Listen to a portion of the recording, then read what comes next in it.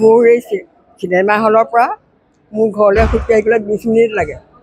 জুবিন গাৰ্গ আমাৰ খেলপথাৰলৈ প্ৰত্যেকবাৰ বহাগত প্ৰগ্ৰেম কৰিবলৈ আহে, চাবলৈ আহোঁ, তললৈ নামি আহে, লগত নাচোঁ। ঘৰত সোধে আজি কি আছে, মই বোলো জুবিন গাৰ্গৰ প্ৰগ্ৰেম আছে চাবলৈ যাম, ঐনাহৰ গাব শুনিম, তেনেকৈ আহোঁ।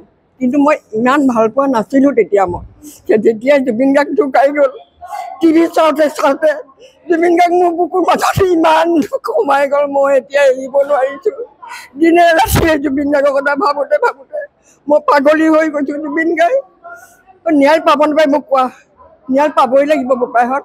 কাৰণ যিখন মৰিশালীত মানুহে গ'লে গা ধুব লাগে, সেইখন মৰিশালীত তীৰ্থভূমি হৈছে। গতিকে ন্যায় পাব বুলি মই বহুত আশা কৰিছোঁ। হা, ইয়াত পাইছিলোঁ,